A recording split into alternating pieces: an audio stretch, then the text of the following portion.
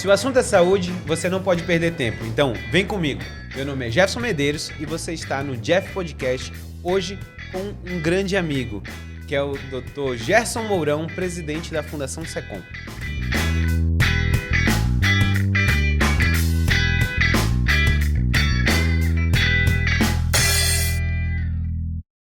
Dr. Gerson, eu queria lhe agradecer muito o seu tempo e apresentá-lo para a população que não lhe conhece. O senhor é mastologista, o senhor é diretor, hoje em dia, diretor-presidente da Fundação Secom. E muito obrigado pelo seu tempo, por estar aqui comigo. Primeiro, eu fico feliz, até pela grande penetração que tem o teu programa, né? E de você estar dando essa oportunidade. Eu até pensei, na época, quando você me convidou, sabe uma coisa, eu podia ir falar da minha área, que é mastologia. Mas não. Eu acho que é momento de a gente falar do SUS, falar da nossa fundação, falar da nossa história. Professor, interessante que o senhor, quando assistiu, uma das vezes eu dando uma entrevista, o senhor falou assim, Jefferson, eu senti a dor que você teve quando você saiu da Fundação Secom, Sim. Entendi, e aí foi quando a gente conversou exatamente, e assim, nada contra os outros, porque virão outros mastologistas, vai ter agora o Outubro Rosa, eu vou trazer amigos aqui, mas eu acho realmente importante a gente trazer uma outra visão, que é de quem está à frente de um hospital oncológico de referência da região norte, para falar sobre o assunto. Mas antes da gente começar por isso, eu queria começar lá atrás. Quando é que foi que a medicina entrou na sua vida? A medicina entrou na minha vida desde quando eu era pequeno, que fui passar umas férias no interior, numa fazenda do meu avô, aqui em Maués. Tanto é verdade que eu nasci por acaso lá e eu sou, na realidade, de Maués e não daqui. E aí me chamou a atenção que o mestre Antônio tinha engolido uma espinha e aí já estava alguns dias lá, né, aquela situação crítica e tudo mais. Diz que, o pessoal diz que eu cheguei com o mestre Antônio e disse, mestre Antônio, olha essa banana aqui, o senhor engole. E não tinha ninguém, olha, o senhor engole que o senhor vai ficar bonzinho. Lógico que aquilo ali podia ter piorado a situação. Sim, mas resumindo a história, ele ficou curado daquilo, não teve mais nada. Então, acho que foi o primeiro acontecimento, talvez, marcante da minha vida, foi o acaso, né? E eu tenho um grande amigo, que é o Dori Carvalho, que ele diz o seguinte, interessante, a profissão, essas artes, não somos nós que procuramos, é ela que procura a gente. E eu tenho certeza que realmente isso foi verdade. Foi você, né? A coisa, ela procura a gente. Ela procura, ela vem atrás. E daí, quando o senhor entra na universidade, começa a medicina, em que momento o senhor se apaixonou pela mastologia? Na realidade, tem uma curiosidade assim. Eu assisti uma aula do Gonzalez, o professor Gonzalez, que era o grande nefro que nós tínhamos aqui. Eu me apaixonei pela aula do cara, eu queria ser nefrologista. Depois eu assisti uma aula do Nelson Frage. Aí pronto, aí eu queria ser hematologista. Depois eu assisti uma aula do Marcos Barro, eu digo, não, eu vou ser infecto agora. E aí foi quando eu assisti uma aula do professor Ishida, eu digo, poxa, mas na ginecologia eu posso condensar todos esses fatores, endocrinologia. Assisti uma aula do Cabral, né? Doutor Cabral. Doutor Cabral deu uma aula de endócrino, pô, agora eu vou ser endócrino. E eu consegui unir isso tudo dentro da ginecologia. Mas quando eu saí para fazer minha formação, aconteceu um fato muito interessante. A minha tia teve um câncer de mama e eu fiquei sabendo no dia que eu estava saindo para voltar para Manaus. E aí um colega falou, Gerson, é o seguinte, vai ser uma prova aqui no hospital de base, onde tem 300 pessoas concorrendo, só tem uma vaga. Uma coisa eu vou fazer e conseguir passar. Eu acho que tá me entendendo? Quando tem que acontecer. Quando é nosso, né, a vida vai levando. Vai levando, exatamente. Então, parece que essa coisa que eu estava falando do Dori é a coisa que chama a gente. Pô, como é que eu consegui, sabe? E aí começou a minha história dentro da mastologia. Daí o senhor volta, termina a faculdade, a residência, mastologia. Uma grande missão. Qual é a grande missão? A grande missão era fundar a Sociedade de Mama, que era um dos poucos estados ainda que restava para ser fundado. Então eu vinha com essa missão. Poxa, que legal. E aí eu consegui fundar a Sociedade de Mastologia. Mas quando o senhor veio, essa missão foi lhe dada ou foi o seu coração que pediu? Não, o pessoal sempre fala, Gerson, está indo para Manaus, tu tens que mostrar a cara do Amazonas. Tu tens que fundar a sociedade para a gente poder ter força. Aí foi que nós fundamos a sociedade. E engraçado, pouco tempo depois foi lançada uma campanha de âmbito nacional. E aí eu me lembro que eu estava como presidente na época e eu resolvi... O Braz Silva me chamou para um programa que tinha no Ponto Crítico. Ela falou, olha lá, tu pode falar à vontade e tal. Eu digo, tá bom, eu fui lá. Chegou na hora Eu conversando com ele sobre a questão da mama, eu disse para ele, ó, Braz, se você vestir essa blusa aqui, você pode mudar a história do câncer no nosso estado. No dia seguinte, o Braz estava de paletó com a blusa, parecia o super-homem, abrindo coisa, né, mostrando que ele estava... E dentro dessa história toda que eu estou contando, eu quero também contar a história de uma grande jornalista, que foi a Ana Cíntia Guazelli. Eu, nesse furor que eu estava já até meio perturbado com esse movimento que a gente fica, o negócio da mama, que a gente queria mostrar para o Brasil todo quem era o nosso estado. E aí, a Marília, que trabalhava no SECOM, estava fazendo um movimento no interior, e eu aqui consigo levar o movimento para a escola de enfermagem. Na escola de enfermagem, lotado de repórter, daquela coisa doida. E eu virei para o pessoal e disse, a hora é essa. Quem é a repórter que está aqui, que teria coragem de vir aqui para eu examinar a mama? Aí ela pegou e disse, eu. Ela abriu a blusa, né? Fiz o autoexame dela, e aí fotografam a Ana Cíntia, ela aparece na primeira página da crítica, e essa filmagem passou na televisão. E foram todos esses feitos que fizeram que nós fôssemos em primeiro lugar dentro dessa campanha no Brasil. Poxa, mas a história coisa é bonita, assim. né? A história coisa é essa. bonita. E uma coisa que nós homens não entendemos, mas o seio para a mulher é o falo dela. Olha, se você olhar para um seio, ele dá você vê um menino e uma menina novinha, não tem diferença. Sim. E aí, de repente, a mama, ela personifica a mulher. Ela atrai o parceiro, ela amamenta o filho, né? Ela seduz, enfim. Ela tem o significado delas é amplo. Enorme, né? É enorme.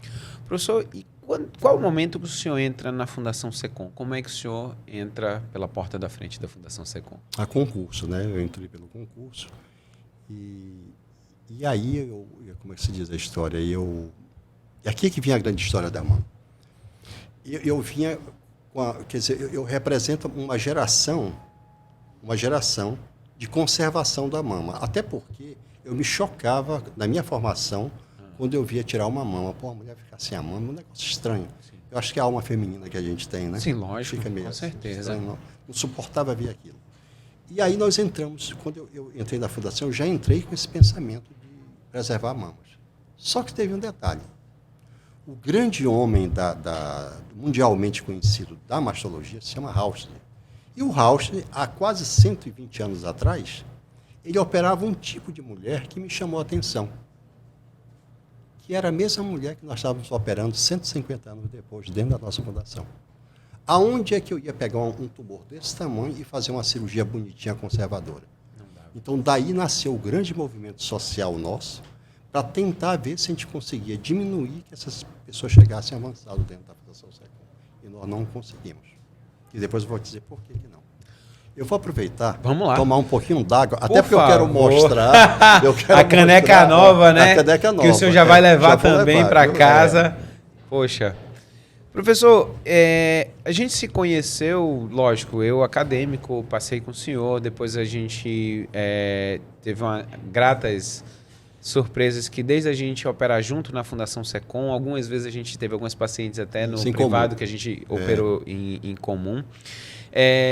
Eu sempre tive uma paixão pela Fundação SECOM. Eu adentrei no SECOM no 3º ano da faculdade, como acadêmico plantonista.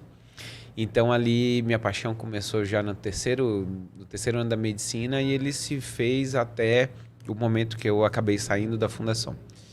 E eu sempre olhava a Fundação SECOM com um carinho imenso, porque eu sei que as pessoas que lá estão nunca é pelo dinheiro. Quem trabalha na Fundação SECOM trabalha pelo amor ao que tem e amor aos pacientes. Mas só te interromper um minutinho, porque eu não posso deixar passar uma coisa que você falou agora. Não é por dinheiro. Quando nós assumimos que eu fui na Assembleia conversar com o pessoal, a pedir ajuda para nós, uma das coisas que eu disse lá para eles é o seguinte, o que nós vamos ganhar nessas 4 anos de gestão não vai ser dinheiro. Vai ser um ganho espiritual do grupo que vai lutar. Sim. A coisa mais importante. Porque dinheiro, se o senhor fechasse lá, se o senhor saísse da Fundação SECOM, no seu consultório você vai ganhar muito mais. A grande essência. E no momento que eu vi o seu nome vindo à tona, que o senhor ia assumir a Fundação SECOM, como médico, Eu fiquei honrado por ser seu amigo. E como amigo, a gente já começa a pensar assim, poxa, vão vir tantos problemas pela frente. E como é que foi para o senhor aceitar essa batalha? Porque acaba sendo batalha. Com muitas glórias e algumas vezes inglórias. Mas qual foi o seu pensamento quando o senhor disse sim para a Fundação SECOM, para ser o presidente? Primeira coisa que eu queria dizer é que eu não fui apoiado por ninguém. Eu cheguei com a Mônica Bandeira, ela estava lá, Mônica, olha, eu vou me candidatar para o negócio da presidência aí. Ela, o quê?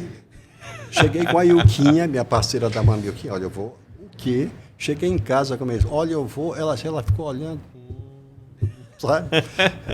O meu filho, que está em São Paulo, né, fazendo agora cirurgia pediátrica, falou, mas o que é que o papai vai ficar se metendo nesse negócio?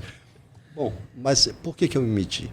É assim, eu acho que eu já tinha um amadurecimento suficiente para lançar um grande projeto dentro da Fundação SECOM.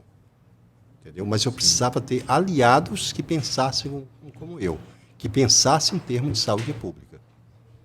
E aí foi que eu disse, eu não tenho possibilidade, como médico, de mudar aquela paciente que o Rauschenberg operava e que eu estou operando 150 anos depois, se eu não assumir a fundação. Entendeu? Então, foi a partir desse movimento que nasceu. E quando nós entramos, é que eu vi que a coisa, o buraco era mais embaixo, como diz a história. E eu pergunto ao senhor exatamente isso. Como é que o senhor recebeu? Quando o senhor... Porque uma coisa é quando a gente... Eu entendo todos os seus amigos e fui um de dizer assim, poxa, eu gosto tanto dele... Eu entendo que o trabalho, a dedicação é muito grande. E como é que o senhor abriu a primeira vez a porta como diretor-presidente? Como é que o senhor recebeu a Fundação SECOM? Eu te diria o seguinte, eu recebi a Fundação SECOM da forma mais assustadora possível. Eu estava achando que era uma coisa calma que tinha por ali, que nós estávamos com um grupo legal. O Marquinho estava junto, o Nildo, Deus, um grupo que estava comigo. Laurinha, que sempre continua lá, né, no pensamento vivo de uma fundação e tal. Nós recebemos a fundação com peças que não tinham sido dado o diagnóstico de 2012 até 2017. Sim. E de uma forma heróica, o Maico, que é o patologista, que eu devo essa coisa ao Maico, ele consegue fazer uma força-tarefa e zerar isso aí. Então, isso foi uma vitória histórica da patologia. Nós entramos dentro da fundação com o Ministério Público, na pessoa da doutora Silvana Nobre, né? Sim. Com 51 itens para a gente resolver. E nós conseguimos, até o momento, já resolvemos 47, viu, doutora? 47 dos itens. Então, assim, a radioterapia. A radioterapia, o que aconteceu? Tinha a fonte, mas não podia usar porque tinham tantas coisas que você não pode nem imaginar. Por exemplo, se tivesse um incêndio no SECOM, o SECOM se acabava porque os aparelhos não estavam funcionando. Então, foi através dessa conquista que nós conseguimos, com uma excepcionalidade, resolver o problema da rádio naquele local. Nós estamos avançando para resolver todo o hospital. Então, hoje, por exemplo, nós não temos mais fila dentro da radioterapia. Quem estiver assistindo aqui, se tiver fila, me liga. Professor, eu entendo, tanto de ter trabalhado no SUS, ser professor da UEA, fiquei algum tempo como coordenador do internato da medicina na UEA. Eu entendo que muitas vezes quando a gente vai falar sobre o serviço público, a gente chega exatamente numa situação onde você está muito mais para resolver apagar incêndios do que você ter você parar e pensar em sonhos e em prospecção. A partir do momento que o senhor chegou, já me falou que entrou, tem 51, já foi 47, isso. O Ministério Público é nosso parceiro, nosso parceiro. Sem dúvida. E a partir daí, quais foram os seus sonhos? Quando o senhor entrou, falou assim, eu tenho sonhos, eu tenho certeza, e a partir daí eu quero fazer a mudança. Como é que o senhor começou essas mudanças? Não, a primeira coisa que eu olhei, o que é que nós temos aqui? Lá vem a história da mama. A primeira briga que eu tive foi quando o Aguinaldo, colega nosso, fez um trabalho histórico em 2018, a tese do mestrado dele era essa, e a Ione Brum, que é uma colega nossa, disse, olha, esse trabalho realmente vai ter uma repercussão grande. Mas até então não tinha ideia do que era essa repercussão, tinha dado. E ele mostrava que uma paciente que palpava um nódulo, pequenininho ainda, e ela levava 8 meses para chegar à Fundação SECOM. Primeira coisa. Segunda coisa, chegava dentro da Fundação SECOM, ficava mais 13 meses perdido, ou seja, era 1 ano que a paciente ficava nessa luta. Aí teve, olha como as coisas vão se concatenando. Ele lança a tese, no ano seguinte o oncoguia me chama para falar sobre o que a gente podia pensar em termos de resolutibilidade das coisas. Aí eu falo justamente da mama, mostro a tragédia e disse que o problema não era nosso, o Brasil inteiro assistindo. Uhum. O problema estava lá fora, era Estado e Prefeitura que tinham que resolver essa situação. Eu não tenho culpa se a paciente chegava com um tumor desse tamanho. E aí a Silvana estava assistindo a coisa e perguntou, doutor, o senhor sustenta isso que o senhor mostrou aqui? Eu sustento. Aí lá foi, a confusão começou. Lá foi eu na semana seguinte, a doutora Silvana lá e eu lá no quebra-pau com o pessoal da ciência, Suzana, aquela coisa toda. E resultado da história, nós tivemos uma vitória histórica porque há 50 dias atrás o processo se consolidou, graças ao oncoguia, graças à doutora Silvana estar presente, que você falou, a gente tem que ter esses parceiros mesmo. E a justiça é muito importante nessa hora, né? Porque ela baliza, ela segura a coisa. O que foi que nós conseguimos, então, agora, a partir de agora, o SECOM acaba com essa história de entrar sem biópsia lá. Uhum. Ou seja, aquela espera de 8 meses acabou. Hoje a paciente, pela lei que foi sancionada pelo vice-presidente, o Mourão, né, que ele disse que era 30 dias, não é? Sim. O que é que acontece? A paciente palpa um nódulo pequeno, ela vai numa OBS, perto de casa, como é o programa do SUS, lá faz uma mamografia, tem indicação de biópsia? Tem. Vai para o SECOM? Não, senhora. Tem 4 centros agora em Manaus, 2 da Prefeitura e 2 do Estado, onde ela vai fazer a biópsia. Faz a biópsia, manda para o Delfina. Delfina manda para fora. Deu câncer, eles pegam, vem para o SECOM. Ou seja, o nódulo está pequeno, chega pequeno. Esse é o segredo. Professor, eu vou fazer uma parte aqui de uma coisa que eu lembro, as pessoas não entendem, porque quando desceu a lei onde falaram que só ia entrar quando tiver a biópsia, acaba tendo uma antipatia pelas pessoas não entenderem. Ah, sim, tivemos. Eu lembro muito bem que assim que eu formei, eu fui para um local onde a gente fez o Panda Codajás, onde estavam abrindo uma triagem. O que era triagem? As pessoas entenderem, a gente fazer um paralelo com o SECOM. Às vezes as pessoas que tinham dor de cabeça, elas marcavam direto com o neurologista. Então você ia marcar com o neurologista, você tinha daqui a 6 meses uma vaga. Só que estava na mesma fila quem tinha um tumor na cabeça com quem tinha uma dor de cabeça. Quando a gente fez a triagem, a gente conseguia triar 70% das pessoas, não precisavam chegar. Às vezes era o óculos. Fazia tempo, tinha dor de cabeça porque era o óculos. Às vezes era uma sinusite. Então a gente conseguia que aquelas pessoas que realmente precisavam chegar no especialista, elas chegassem rápido. E quando eu ouço de fora, e eu como oncologista, entendo que quando se fecha e diz assim, olha, só entra quem tem biópsia, é porque a pessoa que entrou com a biópsia, ela tem que ser resolvida rápido. Porque se entra com a biópsia e com um paciente sem biópsia, você começa a criar uma fila enorme e essa fila enorme vai ser cruel e vai crucificar aquele paciente que tem o câncer e que não consegue começar o tratamento dele porque ele tem que esperar. É isso daí, né? Você matou a charada, você falou até melhor do que eu. Você vai até me ajudar agora a concluir o que você acabou de falar. Na realidade, quando você diz só entra com câncer, é porque você acabou de falar, quando eu boto patologia benigna dentro da Fundação SECOM, eu tiro com certeza a chance de quem tem câncer. Uhum. Então, tanto é que hoje, o grupo da mama, nós fizemos assim, completou 10 anos, ela sai do SECOM. Sim. Completou 5 anos sem tomar hormônio, sai do SECOM. Só que para a gente conseguir isso aí foi um quebra-pau dentro do SECOM, elas não queriam sair, e nós marcamos uma reunião dentro do auditório e explicamos. A chance da doença voltar é muito baixa e você vai estar oportunizando as pessoas que têm câncer de entrar aqui dentro, foi o que você falou. Uhum. E foi através desse diálogo com as pacientes que nós conseguimos isso. Então, hoje, quando ela está lá, ela volta para a base, né? Sim. 10 anos depois, ela sai do SECOM e volta para a base. Se aparecer um tumor suspeito, ela tem todo o acesso à nossa fundação.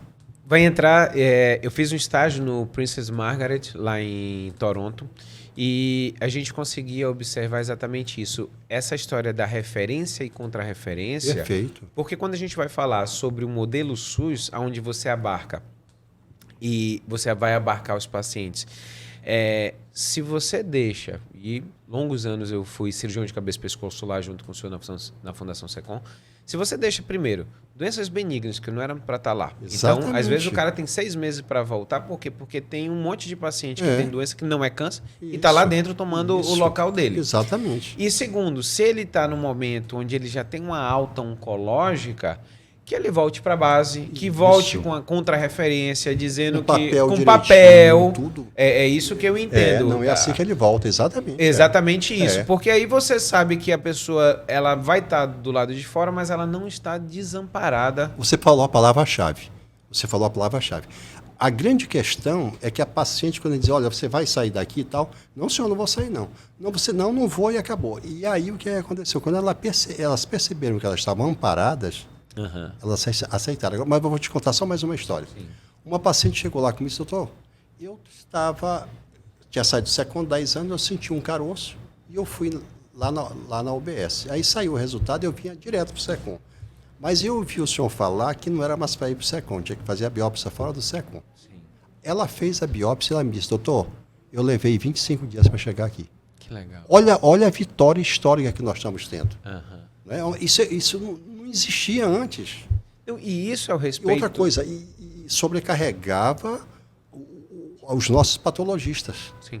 Agora não. Lá fora, você faz a biópsiazinha, o cara examina rápido, não é câncer. Aí vai para o SECOM, vamos supor, você tira a mama, e o nosso patologista, que é expert naquilo, eles vão ter o tempo necessário para resolver aquilo. Exatamente. Quando o senhor entra e começa toda essa luta dentro, Mesmo. eu do lado de fora, eu ouço reverberar um trabalho grande de uma macrogestão dentro da Fundação Secom. Quais foram os seus pilares dessa macrogestão? E eu queria que o senhor falasse um pouquinho sobre ela. Deixa eu só te falar uma coisa. É engraçado. Nós entramos assim com muitos sonhos e tal, mas tem uma coisa que a gente precisa colocar aqui, que foi a questão da pandemia. Quer dizer, eu tenho 4 anos de gestão, 2 ela me tirou. A gente já entrou na desvantagem. Já foi cruel, né? Nós já entramos na desvantagem. Mas, por outro lado, eu vou fazer um parênteses para dizer uma coisa. Essa pandemia ela veio para provar a importância do SUS. Sim. Você viu que todos os planos de saúde, eles rapidamente foram para o fundo. Quem sustentou o país foi o SUS. Sim. E aí eu sempre gosto de faço questão de dizer agora que 85% da população brasileira é SUS. Talvez 15%, não chega nem a isso, é plano de saúde, e 1% é particular. Então, se hoje tivesse um decreto insano aí que dissesse, olha, acaba com o SUS, olha a tragédia que estava esse país. Né? Então, é muito importante a gente valorizar o que nós temos e tentar melhorar mais. E aqui que vem a questão dos 4 princípios da nossa macrogestão. Nós tínhamos um mamógrafo que já estava há 20 anos lá. Colocamos um mamógrafo digital com estereotaxia. Olha só, a paciente vem e você não bota mais no centro cirúrgico, você está tirando do centro cirúrgico. O pessoal, a Sabrina e o Sócrates vão lá, biopsia e bota um clipe. Vê um resultado, não é câncer, pode ir embora. É câncer, ela vai ficar com a gente. Então, imagine o impacto disso. Isso é a primeira questão. E aí, qual foi o segundo elemento de macrogestão? A criação do CEPCOL, onde nós vamos fazer as cirurgias para a população entender. Tem a cirurgia preventiva, que é a conização, tem a cirurgia curativa, que é quando você só com a cirurgia cura, e você tem a cirurgia paliativa, que é o que nós fazemos dentro da Fundação Secom. Chegam avançados, então tá. E aí o que nós vamos fazer? Criar o CEPCOL para fazer a cirurgia preventiva, que é a conização. Segundo, projeto de grande gestão. Só esses 2, eles levam quase 60% dos cânceres das mulheres. Então, é nesse foco que nós estamos. Aí nós caminhamos para o terceiro processo de macrogestão, que seria a endoscopia terapêutica. Então, nós tivemos na Assembleia, o pessoal ajudou, o governador ajudou, todo mundo. E aí, esse é o outro projeto que nós estamos lá dentro, da endoscopia terapêutica. O Marcelo está muito empolgado. E se você reparar bem o que eu estou falando, eu estou caminhando por um processo que não é de se criar mais hospitais, mas eu estou caminhando para um processo de ambulatorização. Sim. Ou seja, quanto mais cedo eu pego a doença, maior chance eu tenho de resolver a vida dela com um custo baixo dentro do ambulatório. Professor, e o senhor falando, me lembra muito da lei de Pareto, que é o 20-80. Onde é que 20% do seu, o senhor 80. Vai concentrar, vai gerar 80% do resultado. Não, foi exatamente a regra de Pareto que me norteou nisso aí. Eu não tenho mais tempo. Sim. Foi a pandemia nos arrasou, então só me restam 2 anos. Então, regra de Pareto. E aí tem mais o quarto que eu ia te falar. É um absurdo. Sabe o que eu fiz para convencer os políticos? Sim. Eu falava para a Glorinha, aperta, eu vou apertar na hora do botão e tu grava o tempo. Aí eu apertava. E eu peguei aquilo e mandei para várias pessoas. Olha, este é o elemento que nós temos dentro da Fundação SECOM. Um local que trabalha com parque de imagem estrondoso, uma radioterapia que não tem mais limite aí dentro. Como é o nome daquele negócio? Uma farmácia que nós gastamos quase metade do dinheiro que nós recebemos com os fármacos todos lá. Então, como é que eu posso ter um sistema desse? E aí foi que nós conseguimos ganhar 5 bilhões, sabe, para a gente criar esse projeto da TI, aonde o Estado vai colocar agora um sistema, vamos dizer assim, um sistema único de prontuário, aonde a pessoa acessa em qualquer canto dentro do Estado. E aí nós vamos entrar dentro disso aí e o iDoctor acaba dentro da fundação. Não, e eu acho interessante porque toda vez eu falo para os meus amigos e às vezes você fica muito prolixo quando... Porque assim, quando você vê uma coisa, você não consegue desver. Então, quando eu vou para fora do Brasil, existe um sistema único no Canadá, onde está tudo interligado, onde eu estou no hospital de referência de oncologia, mas eu tinha acesso ao ultrassom da tireoide que o paciente tinha feito pelo médico da família, eu fico imaginando de quanto de dinheiro e de recurso se diminui os gastos, porque às vezes aqui em Manaus, um paciente que foi numa urgência, fez uma tomografia, e quando ele vai para outro hospital, se perde essa tomografia. Você não tem acesso. Então, eu faço uma outra tomografia, é gasto. Né? Eu faço uma outra ressonância magnética, é gasto. Eu faço um outro exame de sangue, o cara acabou de fazer de manhã, foi transferido para outro hospital, eu vou fazer tudo de novo. É gasto, é dinheiro. Quando a gente fala sobre o SUS, as pessoas não entendem que não é um dinheiro que não tem dono. O dinheiro é nosso. É nosso. É verdade. E uma coisa, eu vou chamar a atenção ao senhor... A primeira vez que eu estava na casa de uma família que para o ônibus do escolar e vai pegar o filho do que seria a mãe da gente da casa onde eu estava lá, e eu falei assim, poxa, que legal aqui o Estado dá o transporte do seu filho. Ela falou assim, não, ele não dá não, eu pago meu imposto. Então, eu acho que se todos os brasileiros tivessem essa consciência que o SUS é nosso, eu pago. Então, se eu pago, eu tenho que ter direito a ter o acesso, eu tenho que ter direito que a coisa seja de o melhor possível. E quando se fala sobre melhorar, a gente, até antes dos bastidores, algumas coisas, às vezes não precisa nem de dinheiro, às vezes o gerenciamento e a organização, porque se você bota integrado todos os hospitais no estado com um sistema só de TI, o que vai ter, inicialmente, vai ter o gasto. Concordo? Mas o ganho que se tem posteriormente, ele é enorme. E vai ficar para outras gerações que vão se beneficiar. A gente não tem nem como calcular o ganho com isso aí. Você tocou, talvez, um dos pontos mais fundamentais, que sempre me incomodou muito. Eu sempre procurei responder essa pergunta. Será que é falta de dinheiro ou é falta da gente fazer uma boa gerenciamento disso tudo que nós temos aí? Você acabou de responder. É gerenciamento, ou seja... existe uma equação muito interessante entre o SUS e o privado, que é uma das coisas mais aberrantes que você pode imaginar. Eu atendo 75% da população usando dessa fatia do dinheiro que tem aqui da nação, 25%. Sim. Agora, eu inverso no particular.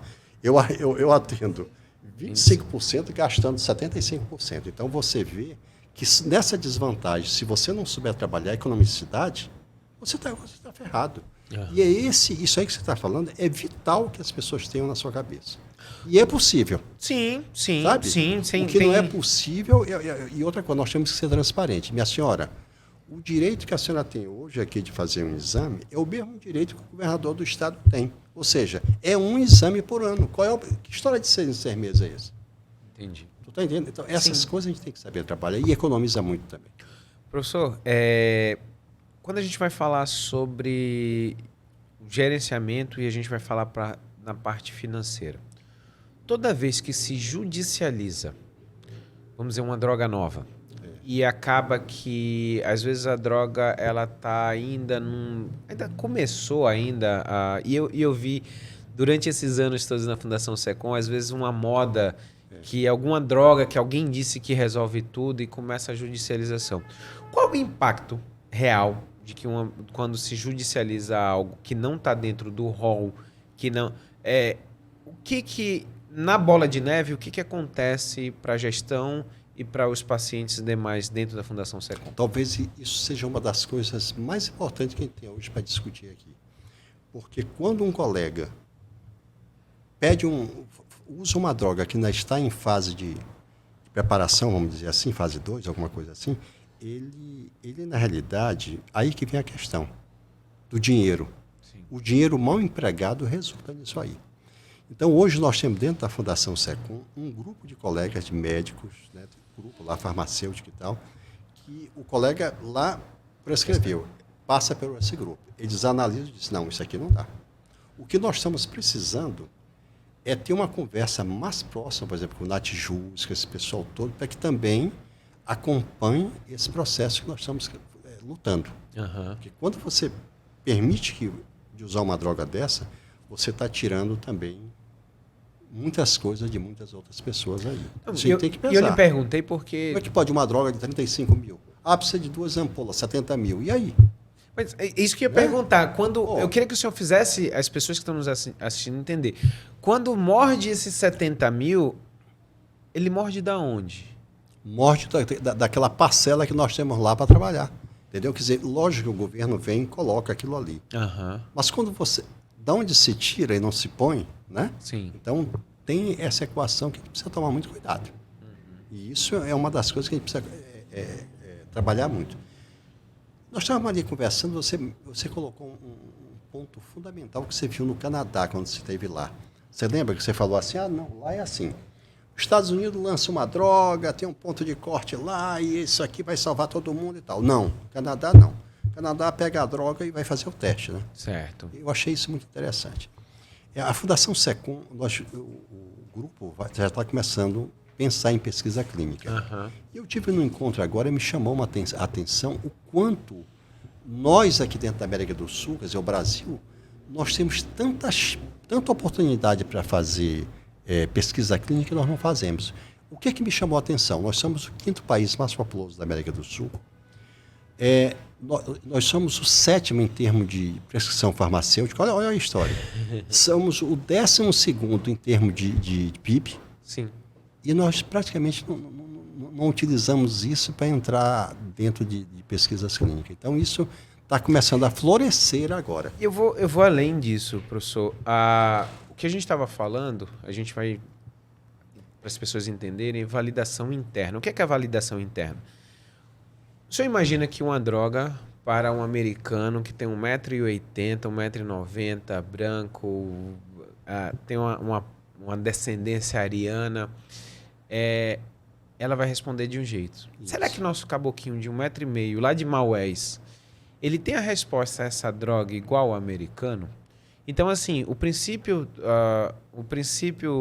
do SUS tinha que passar por isso, dizer assim, vamos lá, vamos experimentar aqui no Amazonas, deu a mesma resposta? Deu. Vamos botar no rol do nosso tratamento? Vamos.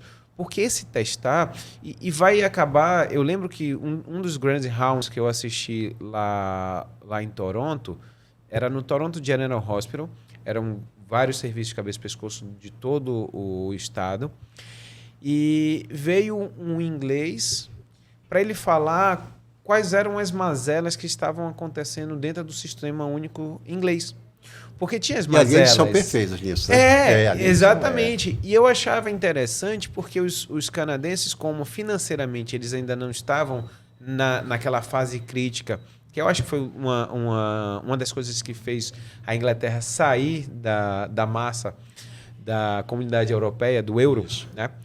E eu olhava aquilo dali e eu olhava o quanto de responsabilidade, essa é a palavra, responsabilidade, que se tinha de adição de uma nova droga, adição de uma nova técnica, adição de qualquer coisa que fosse ser adicionada, o pensamento era um pensamento macro, olha só.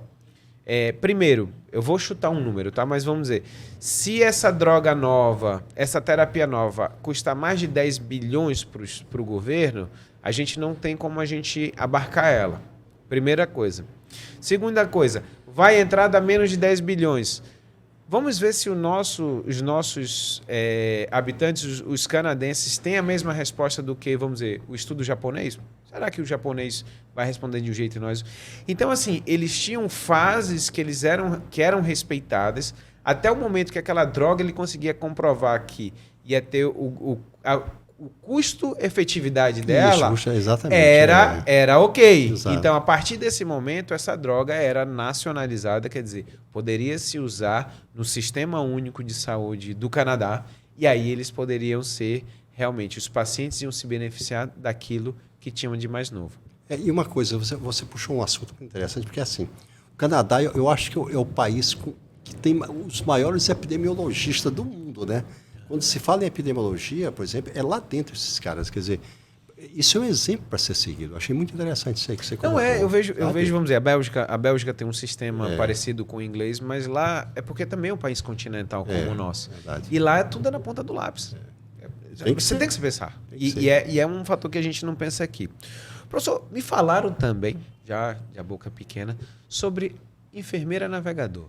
Você pode me explicar mais ou menos o que é, como é que ele está agindo na Fundação SECOM? Veja lá. Era o sujo falando do mal lavado. Quer dizer, eu tocando pau lá no pessoal lá fora, que a culpa não era nossa e tal. E aí isso foi resolvido, mas tinha um problema. A paciente gastava lá os 8 meses para chegar na fundação. Quando ela chegava na fundação, ela ficava perdida. Pediu o exame quando voltava não tinha mais validade. Enfim, ela gastava lá uma média de... Tinha casos de até 6 meses. Uhum. E hoje, com a enfermeira navegadora, o que acontece? Jefferson pede um exame, ela sai de lá, a enfermeira navegadora pega ela e vai navegar com ela pelo hospital. Então, essa enfermeira foi uma ideia dentro do INCA, de uma colega nossa. Que legal. E aí, essa enfermeira ela consegue articular todos os pontos de forma que, quando os exames estiverem prontos, ela volta com a enfermeira leva para você. Então, você consegue reduzir de 6 meses para mais ou menos 25 dias, mais ou menos, a nossa média hoje. Então, isso é um ganho que não tem o que se pensar. Uhum. Agora, tem uma coisa, já que você falou isso, sobre a enfermeira navegadora, que isso é um ganho sem igual. Hoje, o nosso ambulatório, o Urtiga está lá, parabéns ao Urtiga também, ele olhou assim, a paciente chega a tal horário, a outra... É uma maior brincadeira aquilo. Ou seja, diminuir passos, que era isso que você estava conversando, diminuir passos. O paciente tem que ir no SECOM, marcar um exame, voltar para fazer o exame, voltar para pegar o exame e depois ir com o médico. Então, o que o Urtiga olhou nisso e resolveu fazer? A partir de agora, passa um zap. A senhora chega aqui 6 horas, a primeira turma, para fazer o exame. Só aquela confusão. A cultura. Eu vou chegar 5 horas, 4 horas da manhã. Não interessa, sabe? Então, assim, ela chega, faz o exame, aí ele diz para ela, você não precisa voltar para pegar seu exame. A senhora vai direto com o seu médico e o exame está lá. Então, isso foi um ganho também enorme para nós. Sim. E para uma paciente, como dizia a doutora Cláudia Raposo, que também é defensoria pública lá, ela diz o seguinte, doutor, o que vocês têm que entender é que uma mulher dessa que está indo ao SECOM, ela não tem nem dinheiro para o ônibus. E você ainda acha de dizer para a mulher, não, volta outro dia. Porque é exatamente essa a questão. Não, professor, eu lembro muito bem que eu acho que todos os anos que eu trabalhei no SUS, até no meu consultório privado, mas eu vou falar sobre o SUS especificamente o seguinte, eu já fui doente atender. Porque você sabe que uma paciente oncológica que vai para a Fundação Você tem razão. Primeiro, ela não tem dinheiro. Segundo, se é um paciente que é mais idoso ou que é um paciente que já está mais debilitado, aqui eles chamam de carro, né? O táxi eles chamam de carro. Então eles pedem um carro. Então, assim, eles pagam um dinheiro que eles não têm, que vai fazer falta para eles. Agora imagina se ele chega lá e simplesmente, não, doutor Jefferson hoje ele não acordou bem disposto, não. Quem trabalha no SUS e quem convive, principalmente a gente na oncologia, a gente sabe a responsabilidade que se tem de estar lá dentro. Exatamente.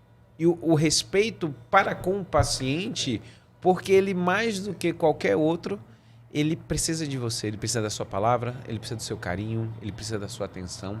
E isso daí eu acho que é uma responsabilidade enorme. Por isso que volta ao começo que a gente falou. Quem está lá não está pelo dinheiro. É uma missão espiritual aquilo ali. Eu vou te falar uma coisa muito interessante. A gente estava falando muito sobre gestão. A gestão é fundamental que o cara tenha estratégia. Sim. Mas eu vi a história de um pensador que ele dizia, o gestor tem que ter estratégia e tem que ter coragem. Agora, se você tiver que prescindir de uma que seja estratégia, o gestor ele precisa ter coragem. Eu acho que o grupo que está dentro da Fundação SECOM é um grupo de guerra. Sim. E eu sempre comparei esse grupo, quando eu fiz a minha primeira apresentação, com os 300 homens de Esparta, né? Tem a piada lá, aquela história toda. Exatamente. E numa condição, nós assumimos o SECOM na condição de joelho, né? Os espartanos de joelho lá, prestes a perder a guerra, e hoje nós consideramos que os espartanos estão em pé, prontos para combater aí, entendeu? Essa que é a história. Graças à coragem, por exemplo, da Mônica Bandeira. A Mônica não tem estratégia nenhuma, né? Sim, ela tem coragem só. A Ilka tem, a Ilka é cheia de estratégia lá, do negócio da mão. Mas a Mônica não tem, a Mônica não é uma peia da vida. Não, a Mônica, eu entrei dentro da... A primeira vez que eu fui para a Rede Amazônica, eu acho que de tudo que eu comecei, que eu chego aqui nesse podcast, foi a Mônica que me botou numa campanha da Rede Amazônica para a gente ajudar na vacinação da HPV. É mesmo, agora eu lembrei.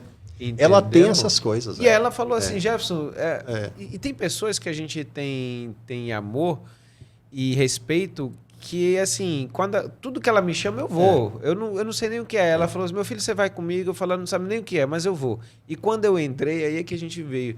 A gente ia para televisão, ia para rádio, a gente ia para tudo para a gente conversar e trazer essa campanha. E a gente conseguiu aqui em Manaus, no Amazonas, já estava para ser... ia sair do prazo de validade e a gente conseguiu que todas essas ampolas que fossem de vacina de HPV... lembrei da história, verdade. Fossem utilizáveis. Isso foi um ganho. Lá veio um surto de novo, né? Sim. Se perder um negócio desse e perder algo que estava salvando vidas. E aqui que a gente tem que lembrar muito bem a Mônica, porque ela foi a pessoa... O estado do Amazonas foi o primeiro a usar a vacina, né? Como nós. Foi. E uma outra coisa também. Esse centro foi a guerra dela. Ela guerreando mesmo. Então, isso são histórias que a gente só tem ganho para todos os lados. Professor, quando o senhor me falou sobre pandemia, eu imagino a agonia de você estar numa gestão, de você ter seus projetos, começar e de repente você para tudo porque não tinha o que fazer. E eu consigo enxergar que até no meu consultório privado, quando abriu a porta de novo, eu comecei a ver câncer que já fazia tempo que eu não via um câncer avançado daquele jeito. Tem razão. Como é que foi esse impacto dentro da Fundação SECOM de quando voltou, a coisa voltar pior do que estava?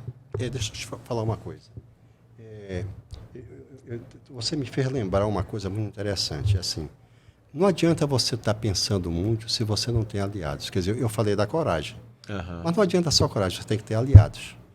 Eu me lembrei de um determinado pensador que ele dizia assim, quando você vive num país em que existe a igualdade, nesse país, no dia que surge uma crise, essas pessoas são seus aliados.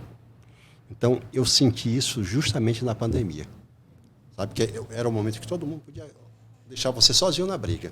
E foi a hora que nós conseguimos nos manter mais unidos. Morreu colegas nossos, pessoas nossas ali dentro, essa situação toda. E aí nós tivemos que travar o que deveria ser feito. Os casos da Mônica, que são lesões precursoras, que levam 10 anos, aquela coisa para evoluir para um câncer de verdade, está fora do jogo, não entra. E aí nós dividimos os cânceres que efetivamente são agressivos, tanto é que nós não paramos a urgência, não paramos a quimio, não paramos a rádio, não paramos cuidados paliativos, entendeu? Não paramos nada disso.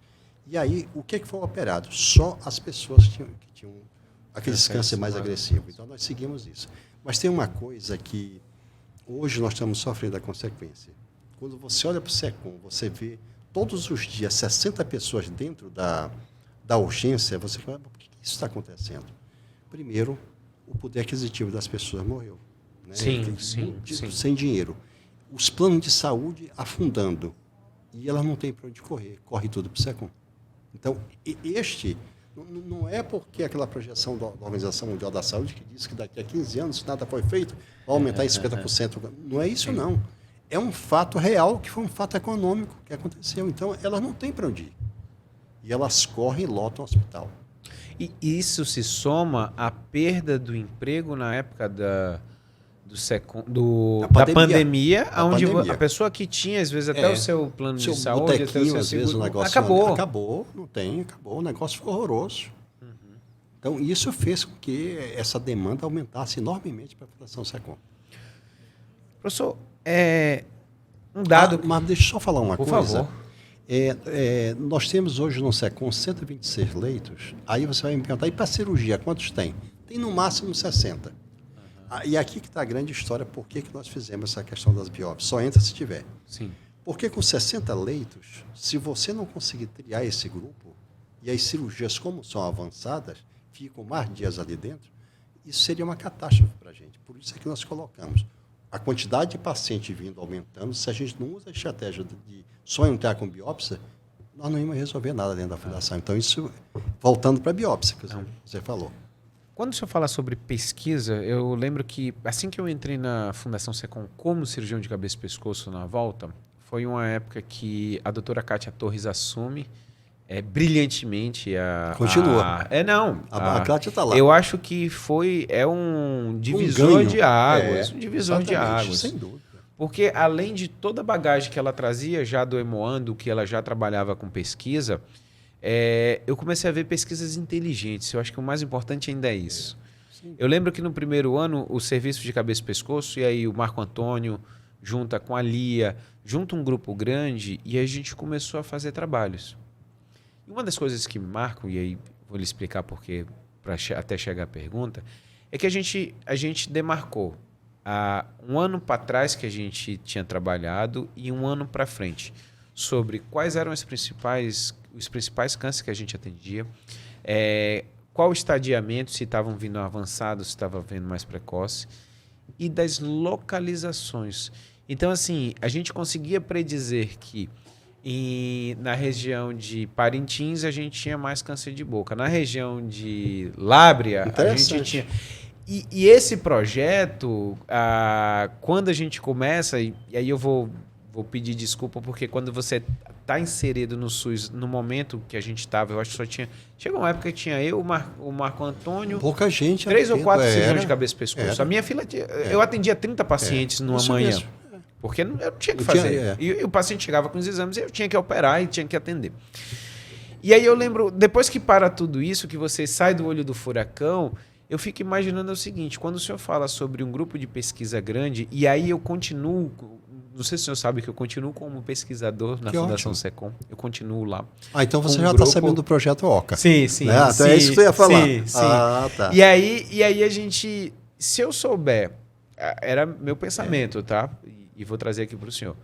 Se eu sei que eu tenho mais câncer de boca em Parintins, a gente tinha que ir para Parintins, dar palestras para os dentistas, para que no momento que eles vissem lesões assim e assado, biopsiassem.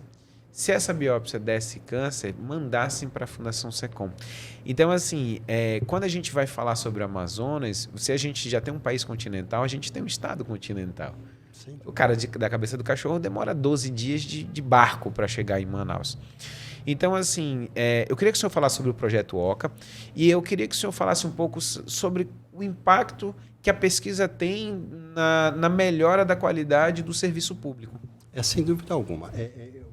Esse projeto OCA, ele vai servir para mapear exatamente isso que você está falando. Essa é a finalidade.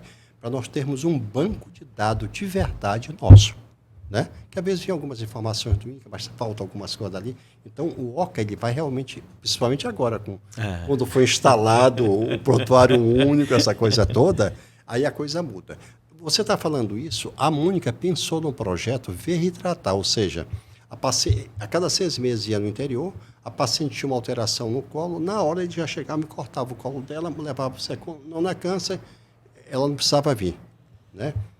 E aí eu quero só fazer um parênteses para dizer o seguinte, existe um projeto hoje do Estado chamado Saúde Amazonas, que a finalidade dele não é só para câncer, não, é evitar que 1.200.000 pessoas venham para a cidade.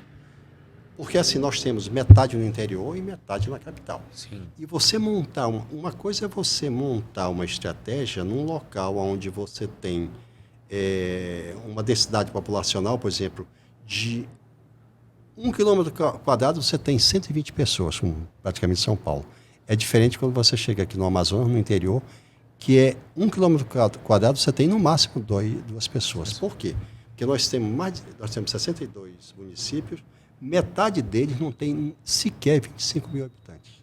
Olha a estratégia como isso que você está falando é importante. Ou seja, de você fazer com que a população que ali esteja seja capaz de ser o agente modificador de uma história e que é fácil de ser mudada, desde que se tenha a vontade da população e que o Estado ampare essas pessoas. Eu vou contar um fato histórico, já que você tocou nisso aí, é que a história do câncer de mama em Campinas foi mudada pelo professor Pinotti, um grande mastologista. Pinotti. O que o Pinotti fez? Os cânceres chegavam igualmente como chegam no SECOM, tudo avançado.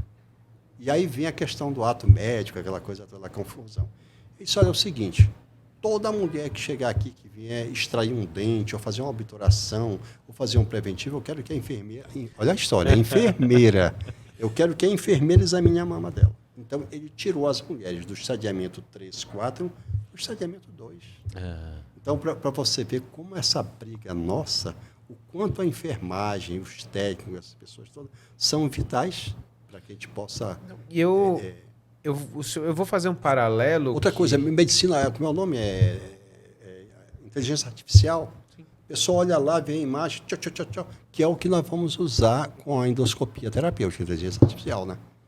Sim, para você conseguir. Então, eu lembro quando a gente vai falar, mais uma vez, eu acho que vale muito mais sobre o amor, sobre gestão, sobre aliados, porque na Sociedade Brasileira de Cabeça e Pescoço, o Dr. Podestá, ele foi um dos presidentes, e um trabalho que ele fez bonito dentro do Espírito Santo foi ele trabalhar o cabeça e pescoço junto com o dentista, exatamente do jeito que eu falei para o senhor.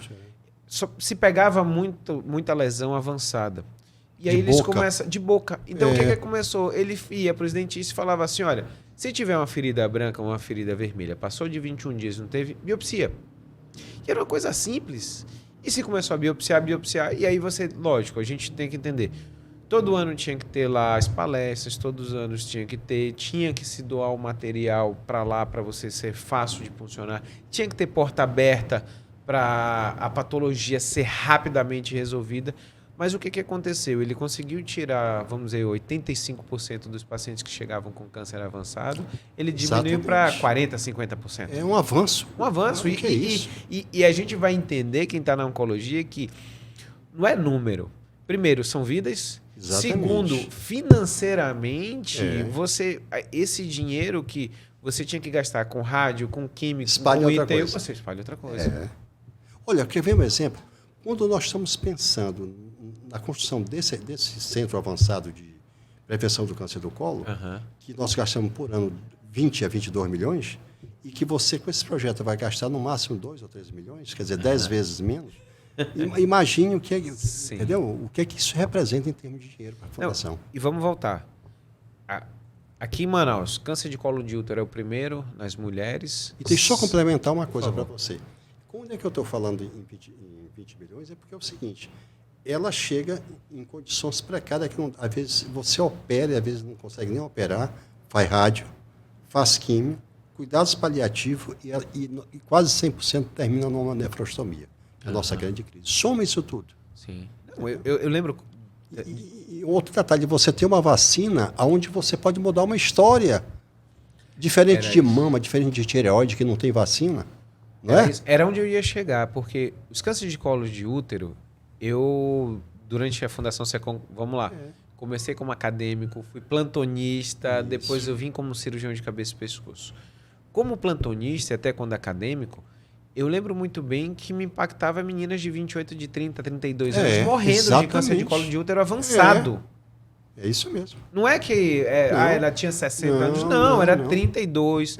Vi uma de 28 anos. É isso câncer mesmo. de colo de útero morrendo.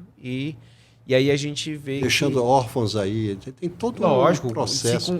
Com 20... Ela é uma mulher produtiva ainda, né? Tem todo um processo de... Deixava 4, 5 filhos juntos, você está entendendo? E eu via o quanto... Quando eu entrei com a doutora Mônica e a gente foi para a rede amazônica, foi exatamente por isso, por acreditar que se você tem uma vacina, a prospecção da Austrália, com mais de 10, 20 anos, é não ter mais câncer de colo de útero. Exatamente. Por quê? Porque ele vacinou todo mundo, menino e menina. O menino, ele de 11 a 14. De 11 a 14. E os meninos, eles transmitem sem saber que eles têm nada. Então, assim, eles são os principais vetores, teoricamente. Os homens vão ter mais parceiras sexuais durante a vida dele todas, então a gente começa. Então vamos lá. Então, câncer de colo de útero e de mama são os dois mais comuns em mulheres, e o câncer de estômago na Amazônia. Sim. A gente tem números japoneses, é verdade, quase isso daí. O Fuzita japonês mesmo. Porque o Japão é o maior número de câncer do mundo. Tem razão. E aí a gente aqui falam sobre a aflatoxina. Eu fiz um estudo junto com o Dr. Nakajima sobre câncer de estômago. E junto com ele tinham 2 amigos, o Messias Frois e o outro que é o Fernando Rogério, que eles estavam pegando as comidas, farinha, estavam pegando tucupi, estavam pegando as nossas comidas e fazendo estudos sobre aflatoxinas. Pasme, todas elas tinham. É incrível, né? Então, assim, nós temos números de câncer de estômago alto, que deveria, daqui a um tempo, a gente repensar em como é que a gente deveria fazer a nossa busca. Porque a gente tinha que se comparar muito mais com o Japão do que com o resto do Brasil. É verdade. Já que a gente tem um número maior. Tem razão. Professor, a gente já falou de passado, de presente. Qual o futuro que o senhor vislumbra, não só como diretor-presidente, que pode ser o senhor está, o senhor não é, né? Então, o senhor não fez faculdade para presidente da Fundação SECOM. O que o senhor vislumbra no seu fim de mandato e o legado que o senhor vai deixar para uma próxima geração que vai vir aí atrás? Primeiro, eu tenho um grande sonho. Assim, é incrível que a gente esteja dentro da Fundação SECOM quando a medicina já evoluiu tanto. A medicina preditiva, a medicina preventiva, a medicina curativa, e nós estamos dentro da Fundação trabalhando com medicina paliativa, que ela não tem chance mais de nada. Eu acho que assim, esse sonho que eu tenho é que a gente saia desse estádio aqui da paliação e que a gente chega pelo menos do tratamento, entendeu? Pelo menos a isso eu já estaria contente, porque com certeza a geração que está vindo aí vai trabalhar justamente dentro desse campo. Eu estava me lembrando, uma das coisas mais fundamentais que a gente às vezes não esquece até de abordar às vezes é a questão da promoção de saúde, né? Sim. E esses dias a TV Encontro das Águas queria que eu fizesse uma entrevista. Não vou fazer porque eu não sou o cara que lida com a corda de pulmão, tem uns colegas aí. Não, mas a gente quer, porque as pacientes estavam falando que o senhor é um ex-fumante. Olha a história. Aí lá me pegam dentro da fundação lá para me fazer a entrevista. Aí tá, eu me preparei lá para a entrevista e tal. Conte aí sua história. Rapaz, quando eu fui ver o negócio da literatura, a menina até ela brincou: doutor, o senhor começou com uma elegância, mas o senhor terminou tão desanimado. Aí eu digo: minha filha, mas o que você queria que eu fizesse? De cada 4 cânceres hoje que morrem no mundo, 1 é por pulmão. Uhum. De cada 10 pessoas que têm câncer, 9 são fumantes. Aí eu contando para ela: olha, bota quem fuma e quem não fuma. Quem fuma tem 20 vezes mais chance de ter câncer de pulmão. Tem 5 vezes mais chance de ter infarto do miocárdio. Começar a dar no AVC é mais 5 vezes, daí eu contando para ela. E aí eu dizendo para ela, pois é, eu sou um ex-fumante, hoje eu estou semelhante a quem nunca fumou, para bem dizer. Sim. Mas então eu estou contando essa história porque eu já fui usado muito para contar a minha história de um ex-fumante. E eu acho que o que está precisando é a gente usar. Aqui, eu vou completar a tua pergunta, que está me perguntando como é que a gente vai sair daqui, como é que a gente vai chegar aqui. É nós usarmos os atores sociais nossos com mais seriedade para mudar a história do câncer. De todos os cânceres. Por exemplo, é inadmissível que um cara numa assembleia diga o seguinte, ou foi na prefeitura do Rio Grande do Sul, disse assim, não, no meu ninguém toca. Isso é o pior exemplo que a pessoa pode dar.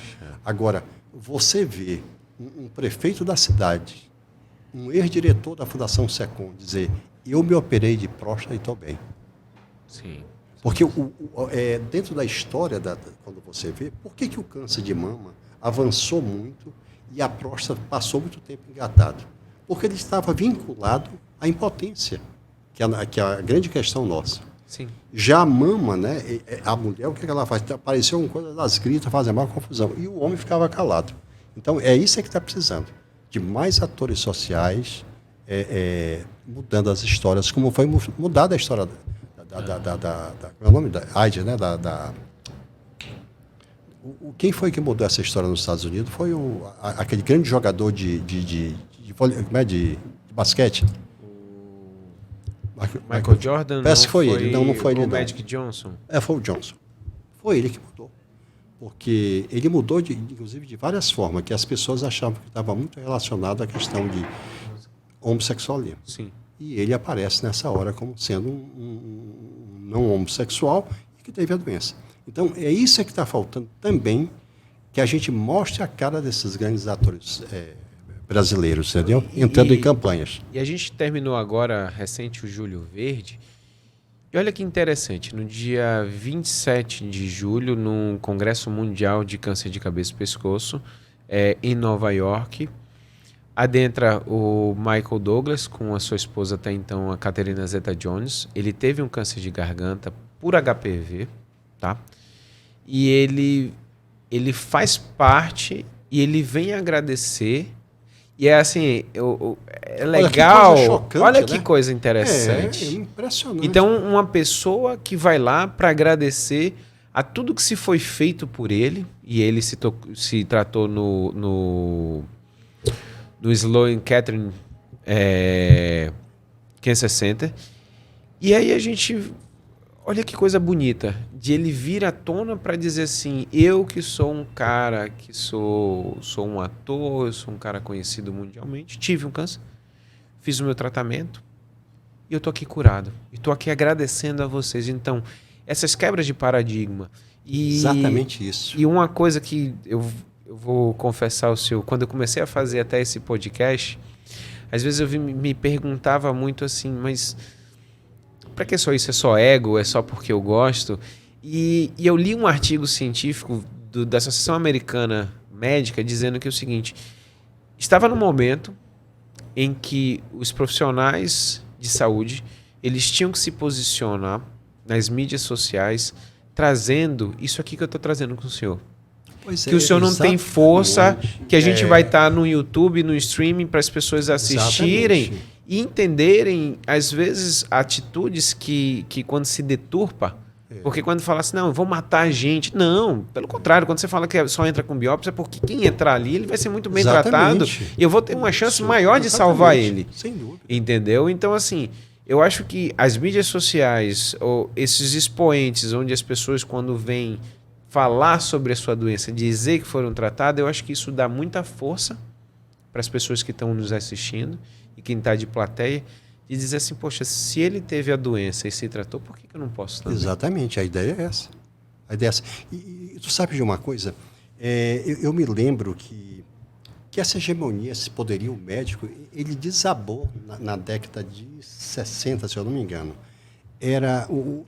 Eles mostraram um trabalho muito interessante, que eles diziam assim, 60% 15% do ano vivido de uma pessoa, ela depende do estilo de vida dela nas mais variadas formas que você pode imaginar, que é justamente a essência do SUS. Sim. Tá? Trabalhando na promoção, tá, essa coisa toda. E aí ele mostrava, e qual é o impacto do médico nisso aí? Cara, eu me assustei quando eu vi. 15% só. Ou seja, resumindo a história, 15%, ou seja, é melhor o cara se tratar, entre aspas, tentar não fumar, evitar algum, dormir bem, não sei o quê, do que ele ser tratado. Né? Essa, a moral da história é: busca a sua promoção, busca a sua paz, busca a sua forma de viver melhor para evitar o câncer. E uma coisa que a gente... Só um pouquinho. E agora você acabou de falar outra coisa. Que a gente só falou, não, porque é o câncer do colo e tal. Mas realmente você tem razão. Câncer do colo, doença sexualmente transmissível, sem camisinha. O do pênis, anos, e você acabou de dizer agora da garganta. Sexo oral, sem prevenção. Ou seja, você está falando de uma coisa que pode ser abolida mesmo com a vacina. Da 20, 30, 50 anos a gente não tem mais. Então, imagina daqui a 50 anos, quem for o diretor-presidente da Fundação SECOM não vai se preocupar com câncer de colo de útero. Ele vai até olhar para trás e vai dizer: o que esse pessoal andava fazendo com isso aí? Né? Será que isso existia mesmo? Né? Esses números aqui não foram manipulados? Isso aqui é papo dos meninos. E as pessoas não morriam assim, não. Um dado também sobre o câncer do colo, que a Mônica sempre fala, morre a cada 2 dias uma mulher dentro do estado. Uma coisa estrondosa, apavorante, inclusive. Sim. Né? Professor, para terminar, eu sempre estou pedindo para as pessoas... Já? Não, e olha que eu já tinha falado para o pessoal, eu falei, olha, se hoje der 2 horas, deixa a gente, não peça para parar, não. Deixa eu te falar uma coisa, é que o papo ele fluiu tão bem, mas tão bem, que eu me perdi no tempo lá. Eu acho que a gente já passou mais de 1 hora, professor. É fantástico. Eu queria lhe pedir, eu sempre peço para as pessoas 2 coisas, um livro e uma música. Um livro que marcou sua vida, ou de repente, já que o senhor lê muito, um livro mais recente que pontualmente te trouxe alguma mudança. Cara, um livro que é pontual, assim, atual, que eu leio muito, realmente, eu tenho uma compulsão por foi o do Bauman sobre modernidade líquida. Sabe por que eu estou falando sobre isso? Porque tem a modernidade sólida, pesada, e a líquida, a leve. Porque ele mostra que essa geração dessas pessoas idosas que estão chegando agora é totalmente diferente da geração passada. Né? E eu estava num encontro e me chamou muita atenção dos 4 itens que a Organização Mundial da Saúde coloca em relação às pessoas que estão envelhecendo. A primeira é a saúde. A saúde sob seus diversos aspectos. Então, isso é uma questão. O idoso ele tem que buscar a saúde de qualquer forma. Segunda coisa, que não era da época passada, você tem que estar atualizado. Terceiro, a sociedade tem que permitir que esse idoso participe do processo criativo daquela sociedade. E o quarto, a proteção social dessas pessoas idosas. Então, isso, no encontro que nós tivemos agora sobre oncologia, os caras falaram justamente sobre essa questão. Então, é isso que eu estou falando. Então, esse livro, quando eu li, ele já predizia essa mudança do idoso moderno, diferente do que era no passado. Então, me marcou muito a leitura dele. Eu vou trazer aqui, eu já fiz o convite, eu estava no aniversário do filho dele, o Dr. Euler, e Euler Ribeiro, porque assim, a gente vê mais de 80 anos, uma pessoa que está ativa, o cérebro dele funciona muito bem, muita coisa que ele traz para a gente, a bagagem. Isso, porque exatamente. a gente, vamos lá, na minha juventude e na sua também, a gente via 80 anos, primeiro que a gente quase que não via. Exatamente. A pessoa chegando aos 80 anos. E quando via 80 anos, na nossa cabeça estava acamado, já estava ali. E de repente os nossos idosos de 80 anos, eles estão ativos. Exatamente essa a ideia do livro. Exatamente. É um outro mundo que está diante da gente, e a gente tem que começar a tentar para esse detalhe. Quer dizer, você acabou de falar, tá aí, o doutor Euler é um exemplo. Como é que pode? Eu 80 anos e o cara tá aí na maior... guerreando ainda. Não, e eu falei assim, professor, eu quero que o senhor vá lá para falar sobre o homem da Amazônida, exatamente porque as coisas têm que ficar guardadas para a posteridade. Lógico. Memória. Porque talvez depois dele, não sei se alguém vai assumir o papel. Provavelmente não tenha. E aí a gente tem tudo que ele aprendeu com o homem da Amazônia. Ele tem que deixar realmente para os anais. E aí a gente aproveitar. Agora você falou uma coisa muito certa, que é a questão da idade. Eu me lembro de uma coisa que me chamou muita atenção. O Império Romano. Sim. Era 24, 25 anos da vida média. Cristo já era idoso, 33, Sim, 33 já foi. Aí nós conseguimos hoje chegar na idade que nós estamos, assim, uma está relacionada realmente à questão da promoção de saúde, né? Isso tem sido.